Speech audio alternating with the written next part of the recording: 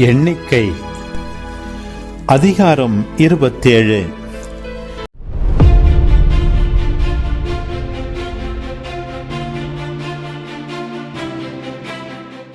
யோசேப்பு புதல்வரான மனாசே குடும்பங்களை சார்ந்தவர் செலோபுகாத்து. இவர் மனாசேயின் மைந்தர் மாக்கிரின் புதல்வர் கிலியாதுக்கு பிறந்த ஏபேரின் மகன். இவருக்கு மக்லா, நோகா, ஒக்லா, மில்கா, திர்சா என்ற புதல்வியர் இருந்தனர். அவர்கள் வந்து மோசே, குரு எலெயாசர், தலைவர்கள், மக்கள் கூட்டமைப்பினர் அனைவர் முன்னிலையில் சந்திப்பு கூடார வாயிலருகில் நின்று கூறியது: எங்கள் தந்தை பாலை நிலத்தில் இறந்து போனார். கோராகை சார்ந்தவர்கள் ஆண்டவருக்கு எதிராக கூடிய கூட்டத்தினுள் அவர் இல்லை. அவர் தம் பாவத்துக்காகவே இறந்தார். அவருக்கு புதல்வர்கள் இல்லை. இப்போதும் தமக்கு புதல்வர் இல்லாத காரணத்துக்காக எங்கள் தந்தையின் பெயர் அவர் குடும்பத்திலிருந்து ஏன் நீக்கப்பட வேண்டும்? எங்கள் தந்தையின் சகோதரர்களிடையே எங்களுக்கும் பங்கு தாருங்கள்.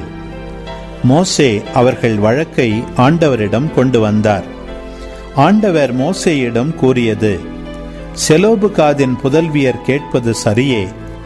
அவர்கள் தந்தையின் சகோதரரிடையே அவர்களுக்கும் உரிமை சொத்தில் பங்கு கொடுத்து அவர்கள் தந்தையின் உரிமை சொத்து அவர்களுக்கு கிடைக்கச் செய்.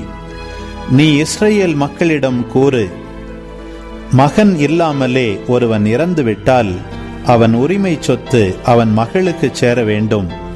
அவனுக்கு மகளும் இல்லை எனில் அவன் உரிமை சொத்தை அவன் சகோதரருக்கு கொடுக்க வேண்டும். அவனுக்கு சகோதரரும் இல்லை எனில் அவன் உரிமை சொத்தை அவன் தந்தையின் சகோதரருக்கு கொடுக்க வேண்டும்.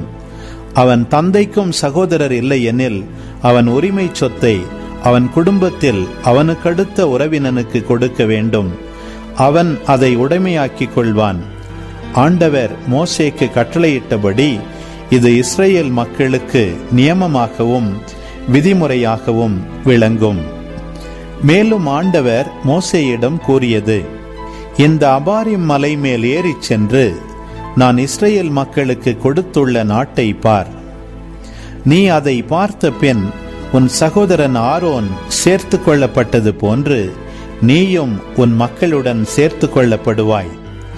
ஏனெனில் சீன் பாலை நிலத்தில் மக்கள் கூட்டமைப்பு தண்ணீருக்காக வாக்குவாதம் செய்த பொழுது நீங்கள் அவர்கள் பார்வையில் என்னை புனிதப்படுத்தாது என் வார்த்தையை எதிர்த்து கலகம் செய்தீர்கள்.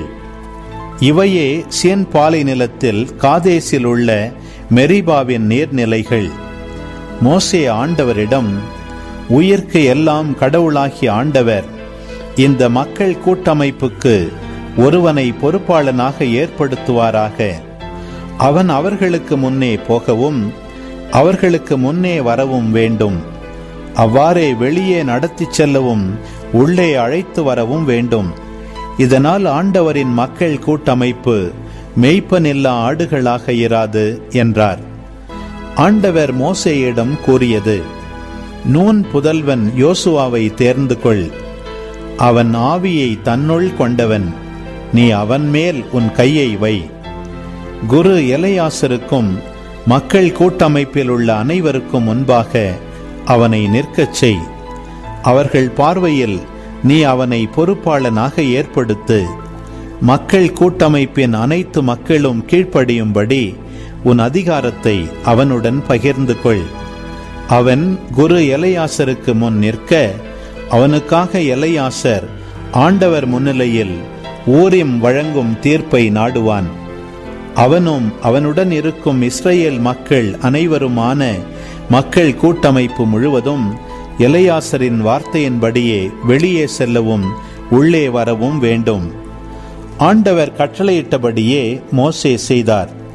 அவர் யோசுவாவை அழைத்து குரு எலெயாசர் மக்கள் அனைவர் முன்னிலையில் அவரை நிற்கச் செய்தார்.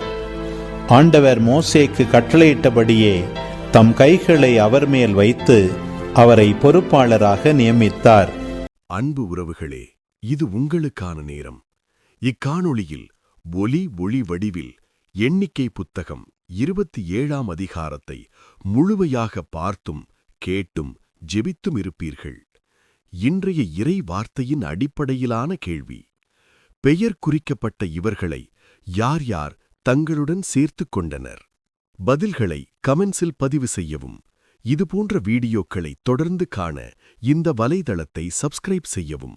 மேலும் லைக் கொடுத்து எங்களை ஊக்கப்படுத்தவும். இப்பதிவுகளை மற்றவரோடு பகிர்ந்து ஷேர் செய்து நாளும் திருவிவிலியத்தின் ஒரு அதிகாரத்தை வாசிக்கவும், கேட்கவும், பார்க்கவும் நீங்கள் உதவிடலாம்.